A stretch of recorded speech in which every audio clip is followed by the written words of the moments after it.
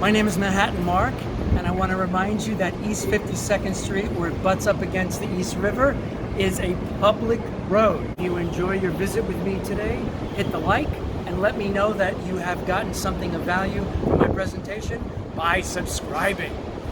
River House, the notorious condo that has turned down hundreds of people, and that is why New Yorkers love to hate this building.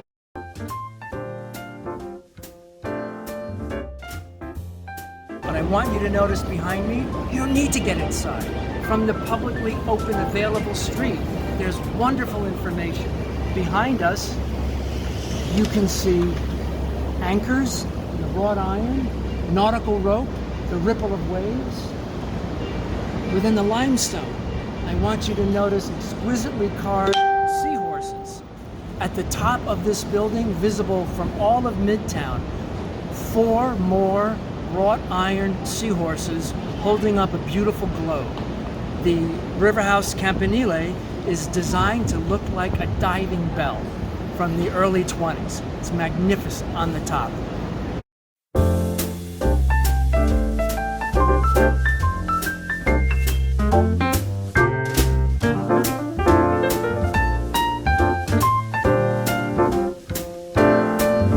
These are the secrets that luxury buildings of the 20s give to anyone walking along the street.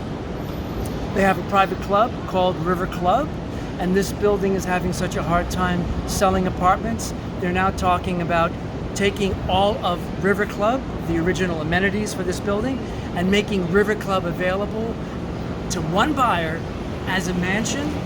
If it sells, it will be the most expensive residence, private residence in all of New York City. This is Southgate. It's got 4 separate entrances to make you feel like you're walking into your private estate. The reality is, it takes up a full block. It's an ingenious, roaring 20s development with multiple units. Some of the clues in the architecture, once again, you don't need to get inside to understand this building. Anytime you see a ram's head on a building, early 1900s through the Great Depression, it means the people involved with the building, either those buying the apartments or the money behind the apartments, usually the people going in and out of the door, because that's what they first see when they enter and exit. They made their money from the wool trade.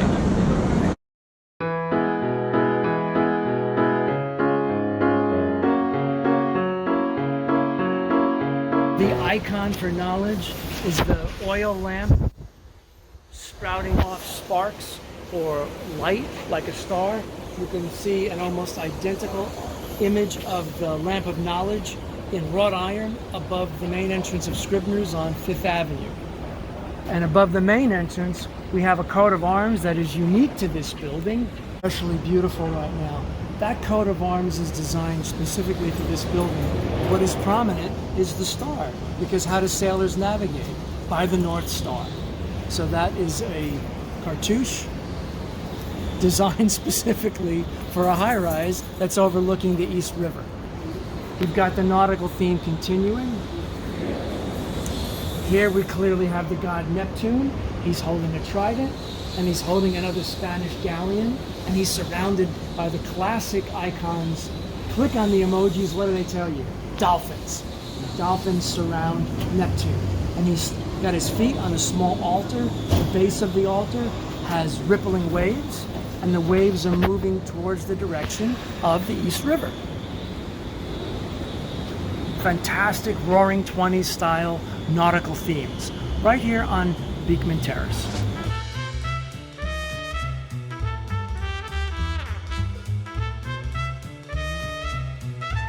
Beautiful use of space and design in all of his upper class interiors. The simplicity of the design made me think it was constructed after the crash. It's so far ahead of its time. Construction begins in 1927. I want you to notice how Jazz Age meets British Neo-Georgian. Beautifully, elegantly restrained use of materials, perfectly placed decoration, really beautifully done. We're going to look at the noted garden of 1 Sutton Place South, which is actually just like Park Avenue. It is a garden, a park, suspended over cars passing underneath. It's remarkable.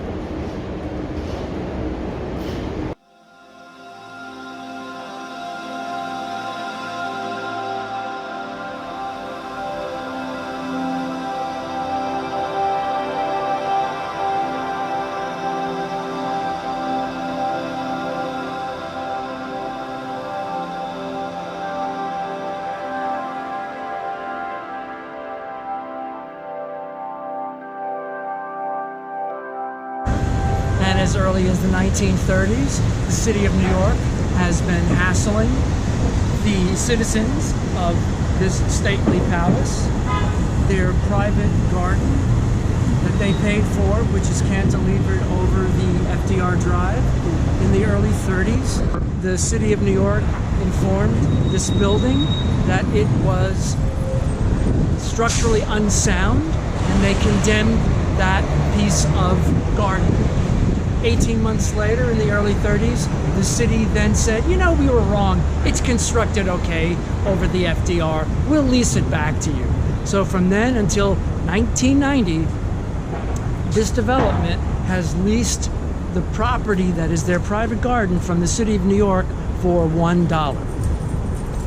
A multi-million-dollar lawsuit has finally been decided, and what was originally the private garden of 1 Sutton Place South will now become a public garden, because as you can see, this private garden is within the public space. Remarkable lawsuit, definitely worth exploring online. What is remarkable is the technology that put up the bell tower in beautiful Georgian brick.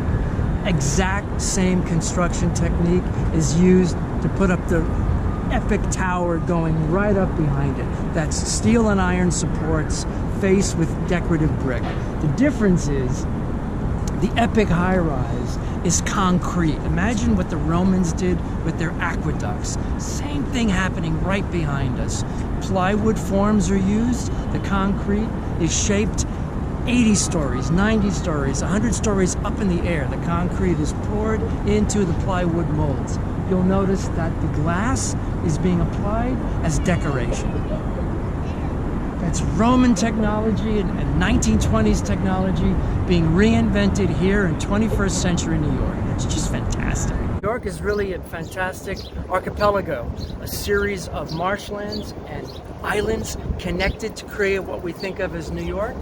Right over there is now called Roosevelt Island. It's had many other names. But I want you to please once again notice all of the crazy movement, the different patterns in the water. Because this East River was birthed based on late 1700s throughout the 1800s technology, constantly dynamiting. We've got the Queen Sparrow Bridge, also known as the 59th Street Bridge, the Feelin' Groovy Bridge. At the very top, so much effort in 1909 was put into creating crowns.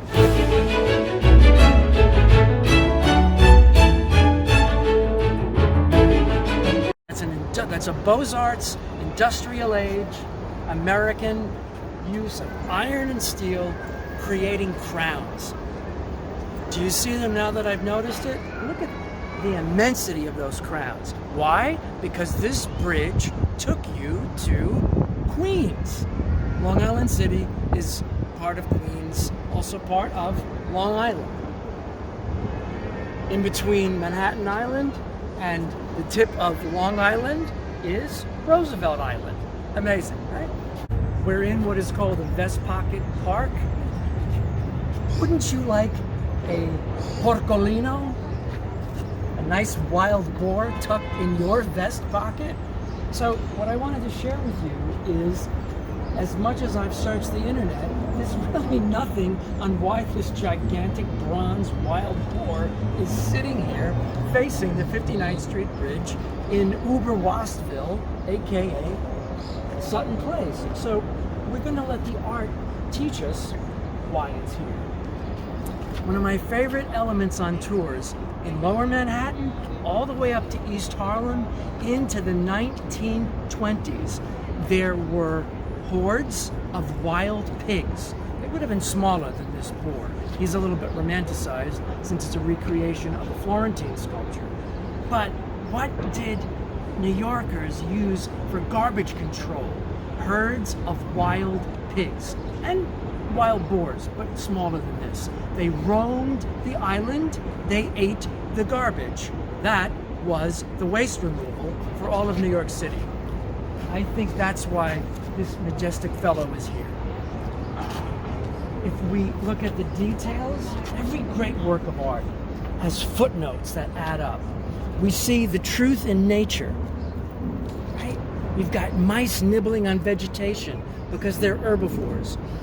We've got reptiles eating other living creatures because they're omnivores. What would this pig say? In fact, what does this pig say? About 3 o'clock in the morning, you know he starts talking. He gives out stock tips.